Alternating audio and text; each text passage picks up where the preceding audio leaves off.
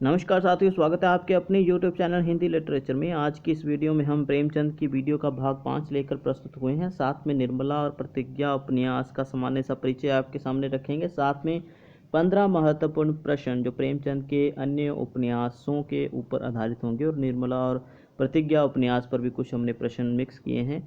तो चलिए video start करते हैं अधिक समय न लेते हुए। साथियों, सर्वप्रथम हम बात करेंगे प्रेमचंद के प्रश्नों के ऊपर, प्रेमचंद के उपन्यासों के प्रश्नों के ऊपर। तो आज हमारा जो प्रश्न है पहला वो देख लेते हैं। प्रेमचंद के उपन्यास प्रतिज्ञा का उर्दू में क्या नाम है? देवस्थान रहस्य, चुगाने हस्ती, बेवा या जलवायु सार। तो साथियों सही ऑप्शन है बेवा। ठीक है, बेवा उर्दू का नाम है प्रतिज्ञा उपन्यास का। साथियों दूसरे प्रश्न पर चलते हैं, देख लेते हैं। प्रेमचंद के किस उपन्यास की तुलना प्रेमा से की जाती है? साथियों प्रेमा उपन्यास जो है इसका एक दूसरा संस्करण भी प्रकाशित हुआ, तो प्रेमा उपन्यास के ही पात्र उसमें हैं, तो उसको भाग 2 भी कहते हैं प्रेमा का।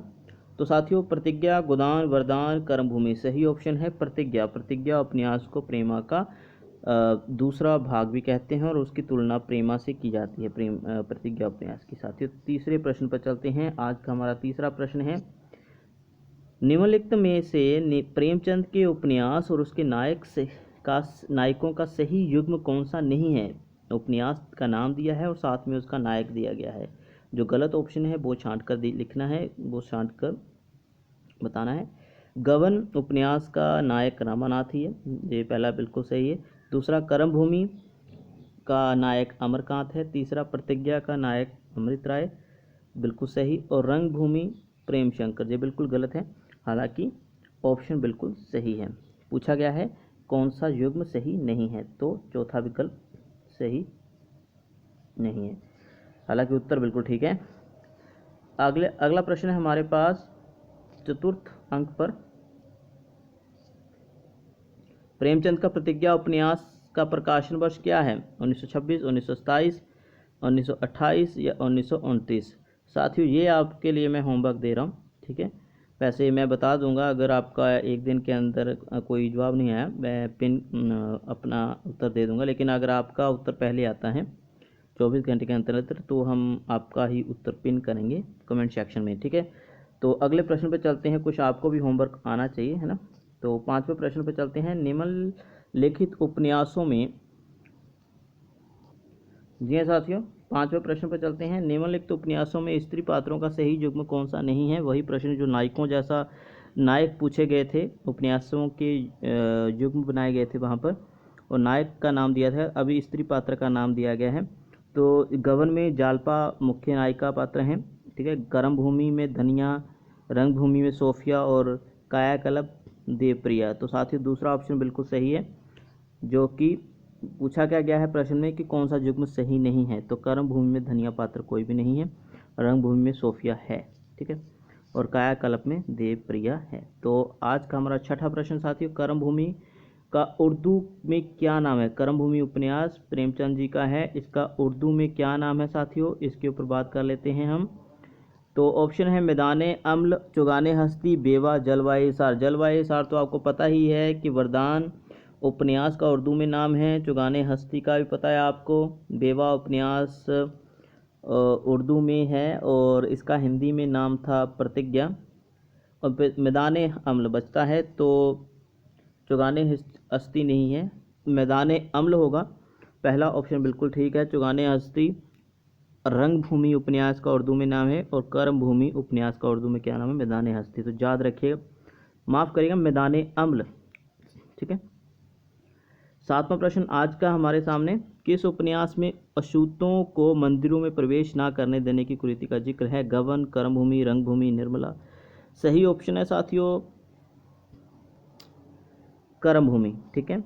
कर्मभूमि उपन्यास में अछूतों को मंदिरों में प्रवेश ना करने देने की कुरीति का जिक्र है। 8वें प्रश्न पर चलते हैं साथियों। आज का हमारा 8वां प्रश्न है, प्रेमचंद का उपन्यास गोदान, प्रेमचंद का उपन्यास गोदान को उर्दू में किस नाम से प्रकाशित किया गया है? ऑप्शन है गोदान, गायदान, गो या गौदान। सही ऑप्शन है साथियों गौदान। ये प्रश्न आपको कहीं और नहीं मिलेगा, बहुत लाभदायक है ये आपके लिए। लिख लीजिए अगर आपको उत्तर इसके नहीं पता थे। ठीक है, 9वें प्रश्न पे चलते हैं। प्रेमचंद के उपन्यास प्रतिज्ञा के मुख्य पात्र का क्या नाम है? रामानाथ, ज्ञान शंकर, अमृत राय या होरी? सही ऑप्शन है साथियों अमृत राय। तीसरा ऑप्शन बिल्कुल सही है, मैंने गलत टिक शायद कर दिए, तो तीसरा ऑप्शन बिल्कुल दुरुस्त होगा। ओके, ग अमृत राय। अगले प्रश्न पर चलते हैं, 10वां प्रश्न आज का हमारा। प्रतिज्ञा उपन्यास किस पत्रिका में पहली बार छपा था? समन्वय, सुधा, चांद, विशाल भारत? तो साथियों सही उत्तर है चांद। ठीक है, और आगे हम जानकारी देंगे जब हम इसका सामान्य परिचय पढ़ेंगे एक प्रतिज्ञा का। अगला प्रश्न है आज 11वां प्रश्न हमारे सामने है साथियों, देख लेते हैं इसको। कौन सा पात्र निर्मला उपन्यास का नहीं है? कौन सा पात्र निर्मला उपन्यास का नहीं है? उदय भानु, कल्याणी, नैना, कृष्णा? तो साथियों आपको बता दूं उदय भानु ये निर्मला के पिताजी हैं, और इसके अतिरिक्त कल्याणी निर्मला की माताजी, नैना पात्र, और आगे आता है कृष्णा पात्र। कृष्णा निर्मला की बहन है, और जो नहीं है वो है नैना। ये नैना पात्र जो है वो कर्मभूमि में अमरकांत की बहन है।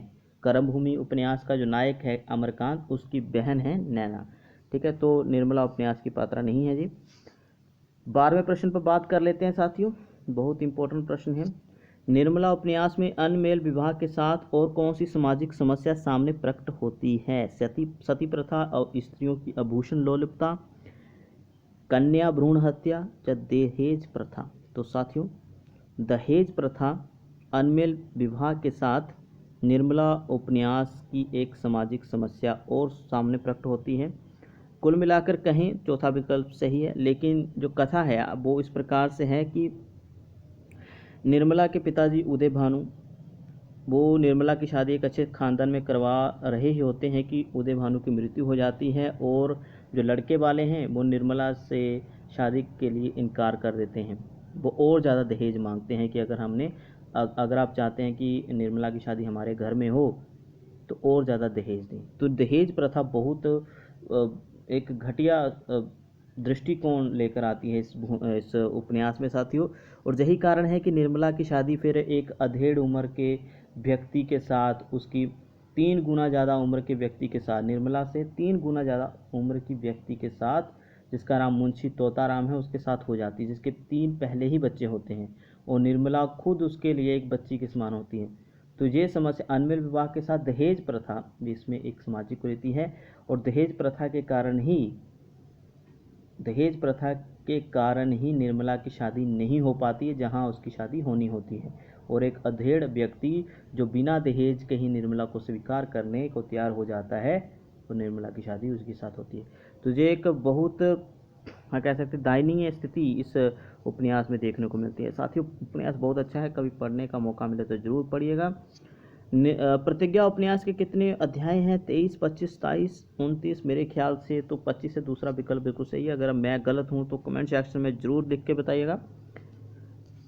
14वां प्रश्न आज का हमारा, 2 प्रश्न रह गए हैं, और 14वां और 15वां तो दोनों देख लेते हैं। प्रतिज्ञा उपन्यास में प्रेमचंद ने किस अच्छे सामाजिक काम को सामने रखा है? दहेज समस्या की समाप्ति, दलितों का मंदिरों में प्रवेश, जातिवाद से छुटकारा या विधवा विवाह? तो साथियों चौथा विकल्प बिल्कुल सही है। विधवा विवाह जैसी एक अच्छी सामाजिक रीति को चलाने का इसमें बहुत अच्छे ढंग से प्रयास किया गया है। विधवा विवाह एक सामाजिक काम, अच्छा सामाजिक काम सामने रखा है पर प्रेमचंद ने इस उपन्यास के माध्यम से। 15वां प्रश्न, प्रेमचंद के कौन से उपन्यास को हिंदी का पहला मनोविश्लेषणवादी उपन्यास माना जाता है? वरदान, सेवा सदन, निर्मला या प्रतिज्ञा? साथियों सही ऑप्शन है निर्मला, और आपको बता दूं साथियों निर्मला जो बिल्कुल सही ऑप्शन है ग। और इसके अतिरिक्त यह भी बता देना चाहता हूं कि निर्मला उपन्यास को यथार्थवादी उपन्यास भी माना जाता है। ठीक है, और जो यथार्थवादी मतलब सच में जो घटनाएं होती हैं, हम कितने अखबारों में ये देखते हैं ना कि दुल्हन की उम्र बहुत कम है और दूल्हे की उम्र उससे 3 गुना 4 गुना ज़्यादा है ना। ऐसी घटनाएं सिर्फ हमारे ही देश में नहीं होती है, अलग अलग देशों में देखते हैं हम, एशिया के, अमेरिका, उत्तरी अमेरिका, नॉर्थ अमेरिका, होती है, हर एक देश में होती है। तो ठीक है, ये तो हो गए आज के हमारे 15 प्रश्न। अच्छे लगे हो तो आगे वीडियो आप ज़रूर देखिए, क्योंकि हम सामान्य सा परिचय निर्मला और प्रतिज्ञा उपन्यास का पढ़ने वाले हैं साथियों। ठीक है, तो साथियों अभी हम निर्मला उपन्यास को थोड़ा सा पढ़ेंगे, इसके कथानक के बारे में। हालांकि मूल वस्तु तो मैंने प्रश्न में ही बताई आपको। निर्मला उपन्यास का सर्वप्रथम प्रकाशन चांद पत्रिका में नवंबर 1925 से नवंबर 1926 तक, मतलब 1 साल तक धारावाहिक के रूप में प्रकाशित धारावाहिक के रूप में होता रहा है इसका, है ना, प्रकाशन। उर्दू में उपन्यास को निर्मला के नाम से ही जाना जाता है। उर्दू में बाद में छपा, ठीक है, 1929 के लगभग, लेकिन माना जाता है कि 1927 इसका मूल रूप से जो इसकी प्रति मिलती है, पुस्तिका मिलती है, वो 1927, लेकिन कुछ 1926 भी मानते हैं। तो ये तो हो गई मानने से जानकारी। आगे पढ़ते हैं साथियों। जी हाँ साथियों, अभी थोड़ा सा और संक्षिप्त में पढ़ेंगे ताकि आपको थोड़ी सी स्टोरी जो है समझ में आ जाए। ठीक है, वस्तुतः निर्मला उपन्यास निर्मला नामक नारी पात्र की मार्मिक गाथा है। परिवार की आर्थिक स्थिति अत्यधिक दुर्बल दयनीय होने के कारण निर्मला की माता कल्याणी उसका विवाह अधेड़ पुरुष मुंशी तोताराम से कर देती है। क्यों कर देती है? क्योंकि पहले उसकी शादी जहाँ पर होने वाली होती है वो लड़के वाले मना कर देते हैं, क्योंकि उदय भानु की मृत्यु हो जाती है। क्योंकि उदय भानु ही है जो अच्छा दहेज देने को तैयार होता है, कहीं से भी ऐसे उधार लेकर, कहीं से पकड़ कर, है ना। लेकिन जब उदय भानु की मृत्यु हो जाती है तो कल्याणी निर्मला की माता श्री बिल्कुल ही असमर्थ हो जाती है दहेज देने को। तो जो लड़के वाले हैं वो दहेज ज़्यादा फिर मांगने लगते हैं, तो मना हो जाता है वहाँ से। फिर आगे क्या होता है, मुंशी तोताराम का सीन आ जाता है। मुंशी तोताराम का रिश्ता आता है निर्मला के लिए। मुंशी तोताराम के पूर्व पत्नी से 3 पुत्र होते हैं, मनसाराम, जियाराम, सियाराम। तोताराम को निर्मला और अपने ही बड़े पुत्र मनसाराम के बीच अवैध संबंध होने की शंका होती है। साथ ही जब शादी हो जाती है ना तोताराम से निर्मला की, तो पहले से 3 बच्चे हैं उसके, मनसाराम, जियाराम और सियाराम। मनसाराम जो कि निर्मला की ही उम्र का लड़का होता है, तो तोताराम क्या करता है कि वो शक करना, संदेह करना शुरू कर देता है उन दोनों के रिश्तों को लेकर। ठीक है, इसी शंका के कारण तोताराम मनसाराम को छात्रावास में भर्ती कर देता है, हॉस्टल में भर्ती कर देता है। मनसाराम बीमार हो जाता है वहाँ पर और उसकी मृत्यु हो जाती है। ये अलग बात है कि मनसाराम के दिल में अपनी माता निर्मला के लिए कोई भी बुरा भाव नहीं था, ठीक है, कोई गलत इरादा नहीं था, लेकिन तोताराम की सोच ही ऐसी होती है कि वो अपने बेटे पर ही शक करने लगता है।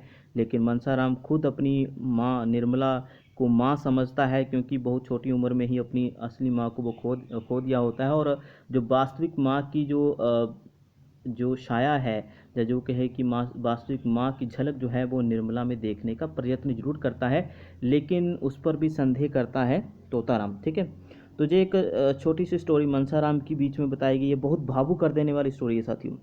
आगे क्या है, मनसाराम बीमार हो जाता है और उसकी मृत्यु हो जाती है। वस्तुतः मनसाराम अपने पिता की संदेह जनित उपेक्षा और घोर निराशा के कारण मृत्यु को शिकार होता है। तब दूसरा पुत्र जियाराम भी आत्महत्या कर लेता है। सबसे छोटा सियाराम बाबाओं के झांसे में आकर घर से भाग जाता है। अंततः क्या होता है, निर्मला बीमारी, चिंता और वेदना से घुल मिलकर प्राण त्याग देती है। इसी प्रकार निर्मला उपन्यास की जीवन संघर्ष की मार्मिक कारुणिक वेदना पूर्ण दास्तान ये दिखाई गई है। साथियों इसके अतिरिक्त कृष्णा भी एक पात्र है जो कि निर्मला की छोटी बहन है, उसकी शादी एक अच्छे घर में होती है। ठीक है, ये बहुत अच्छा, अंत भी थोड़ा सा बिल्कुल रोचक ढंग से हुआ है। निर्मला की मृत्यु तो बताई गई है मार्मिक ढंग से कि किस प्रकार से है ना, बीमारी, चिंता, वेदना से घुल घुल कर मरती, त्याग देती है अपना शरीर। लेकिन अंत जो है कि उसकी जो छोटी बहन है उसका जीवन संवर जाता है। ठीक है, वो स्थिति थोड़ी सी अच्छी बताई गई है। तो आगे चलते हैं, थोड़ा और जानते हैं इस उपन्यास के बारे में। तो जी हाँ, कथाकार प्रेमचंद ने इस उपन्यास में निर्मला के चरित्र के माध्यम से दहेज प्रथा और अनमेल विवाह जैसी समस्याओं को बाणी दी है। इस उपन्यास में निर्मला भारतीय समाज की उन पीड़ित युवतियों का प्रतिनिधित्व करती है जो दहेज प्रथा और अनमेल विवाह की शिकार होकर तड़प तड़कर मर जाती हैं। निर्मला की हृदय स्पर्शी और मार्मिक कथाओं को ध्यान में रखकर ही अपनी कलम का सिपाही पुस्तक में अमृत राय लिखते हैं, इतनी सच्ची, मार्मिक, खासकर औरतों के दिल में औरतों के दिल को भाने वाली कहानी मुंशी जी ने दूसरी नहीं लिखी। सच बात है, पढ़ने वाले दहल उठे, रो पड़े। और सच में मैं भी भावुक हुआ हूँ इस उपन्यास को पढ़ते हुए, इसलिए मैं तारीफ़ कर रहा हूँ बार बार। इस उपन्यास को आप ज़रूर पढ़िए, ठीक है। कैसा डरावना आईना उन्होंने समाज के सामने रख दिया। हर रोज़ तो इतने अनमेल विवाह होते हैं, पैसे की मजबूरी से जवान लड़के बुढ़े के गले बांध दी जाती है। देखो इसका क्या हश्र होता है, देखते सब हैं, कहता कोई नहीं। मुंशी जी ने कह दिया और बहुत डूब कर कहा। साथियों, ये कहानी जब आप पढ़ेंगे ना तो ऐसा लग रहा है कि ऐसा लगेगा आपको कि ये कहीं ना कहीं मेरे पड़ोस में ही हो रहा है, ये मेरे मेरे गांव में हो रहा है, मेरे आसपास ही कहीं हो रहा है। ऐसी ऐसी झलक जो है इस उपन्यास में आपको देखने को मिलेगी, ठीक है। मैंने महसूस किया इस उपन्यास को, जरूर पढ़िए। आगे चलते हैं।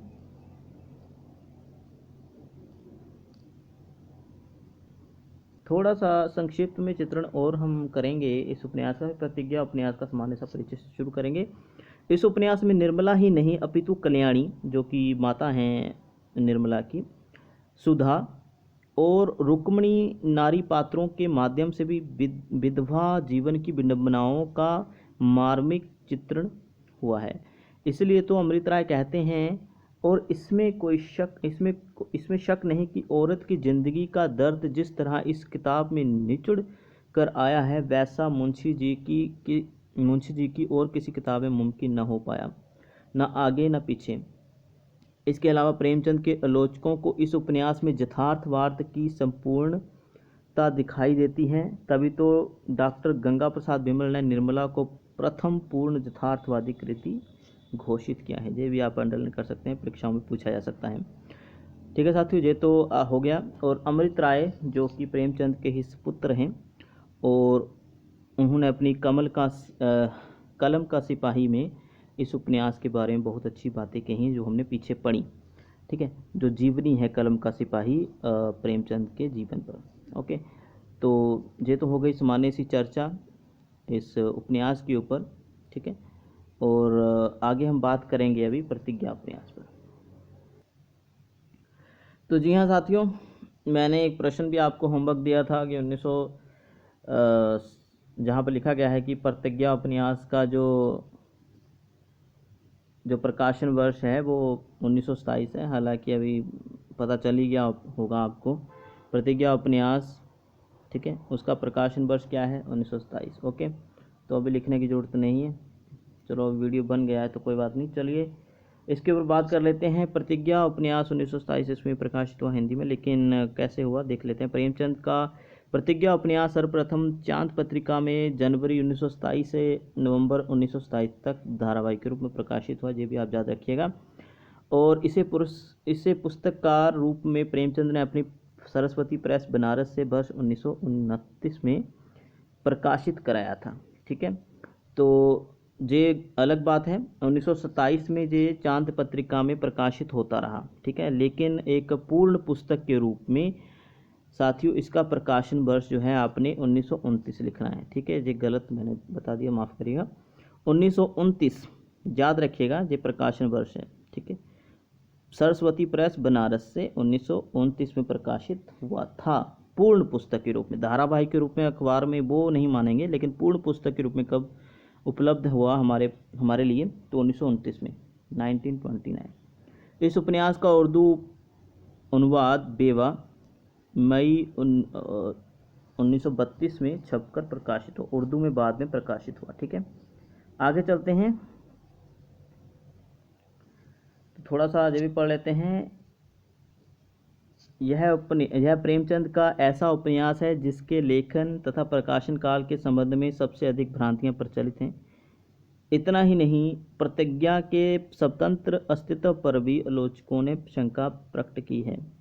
और यह बात बिल्कुल सच्ची है कि प्रेमा उपन्यास का दूसरा भाग कहा जाता है इस उपन्यास को, लेकिन कुछ लोग कहते हैं कि जो प्रेमा उपन्यास की कथा है वही प्रतिज्ञा उपन्यास की कथा है, तो इसलिए भ्रांतियां हैं। इतना ही नहीं, प्रतिज्ञा के स्वतंत्र अस्तित्व पर भी आलोचकों ने शंका प्रकट की है, मैंने बता दिया। कुछ विद्वान प्रतिज्ञा और प्रेमा दोनों को ही एक उपन्यास मानते हैं, ठीक है। श्री हंसराज रहबर का प्रेमा अथवा प्रतिज्ञा लिखना तथा श्री रंगनाथ मदान का प्रतिज्ञा या प्रेमा लिखना इसी बात को सिद्ध करता है कि कुछ लोचक प्रतिज्ञा को प्रेमा का संशोधित तथा परिष्कृत रूप मानते हैं। तो प्रेमा उपन्यास की कथा मैंने साथियों पहले ही बता दी है, यही कथा है इस उपन्यास की, ठीक है, जो प्रेमा उपन्यास की कथा थी, ठीक है। तो क्या है देख लेते हैं कि रामदान गुप्त प्रतिज्ञा को प्रेमा का परिवर्तित एवं परिष्कृत रूप मानते हैं। डॉक्टर मोहनलाल रत्नाकर इसे प्रेमा का संशोधित एवं परिवर्तित संस्करण मानते हैं। तो साथियों ये एक सामान्य सी जानकारी दी मैंने आपको। ओके, तो कुछ घटनाएं के ऊपर बात कर लेते हैं। ये तो विद्वानों की मत हैं, ये ज़्यादा इम्पोर्टेंट नहीं रखते हैं, लेकिन जहाँ से पढ़ लेते हैं। उदाहरण के रूप में प्रेमा उपन्यास की कई घटनाएं, जैसे अमृत राय का प्रेमा के फोटो के टुकड़े करना, पूर्णा से प्रेम संबंध, ठीक है, और पूर्णा को गजरा पहनाना, वॉल्टर अमृत राय संभाषण, पूर्णा द्वारा अमृत राय को गंगा नदी में गिरने से बचाना, अमृत राय का विधवा पूर्णा से विवाह, जो वही कथा है हमने प्रेमा में बात की है, ठीक है। जो पूर्णा का पति है वो डुबकी लगाने के लिए गंगा में किसी नदी में जाता है, गंगा है ना, गंगा में जाता है, वो वहीं पर डूब जाता है, फिर पूर्णा विधवा हो जाती है।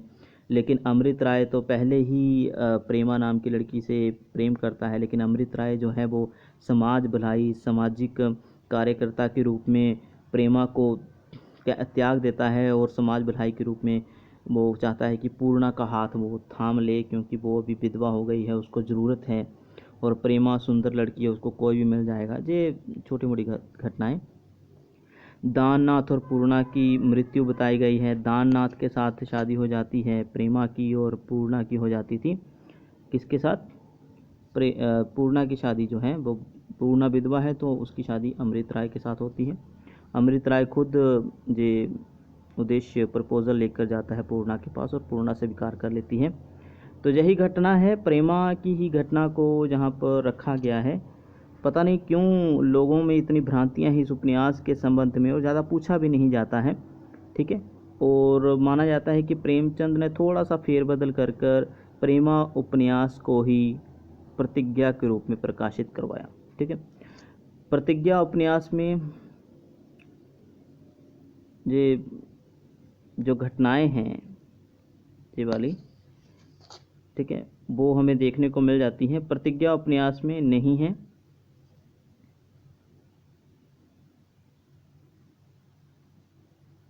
ठीक है।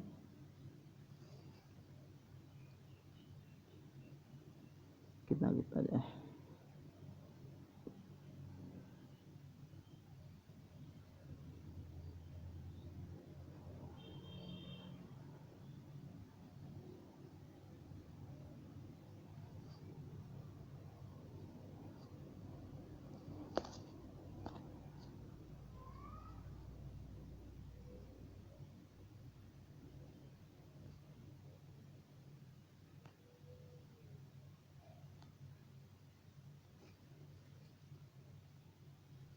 तो साथियों हम देख रहे हैं कि जहाँ पर थोड़ी सी गलती है प्रेमा उपन्यास में, जहाँ पर जो घटनाएं थी, अमृत राय का पूर्णा से शादी और प्रेमा का दाननाथ नामक एक व्यक्ति से शादी। जो दाननाथ कौन है? ये अमृत राय का ही एक फ्रेंड है।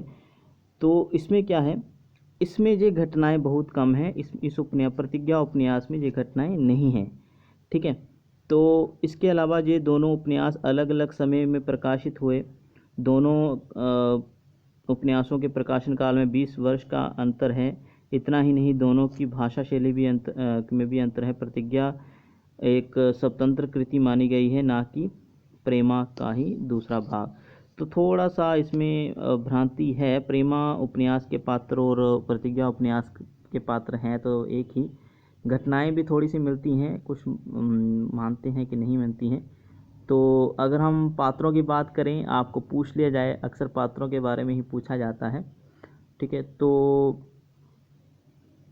आपको बता दूं कि आपने पात्र यही रखने हैं जो प्रेमा उपन्यास वाले हैं। तो वही कथा है, कुछ घटनाओं को अगर छोड़ दिया जाए तो ये तो हो गई कथा वस्तु प्रेम और प्रतिज्ञा उपन्यास की। वीडियो अच्छी लगी हो तो लाइक कमेंट शेयर जरूर करना साथियों। मिलते हैं अगली वीडियो में।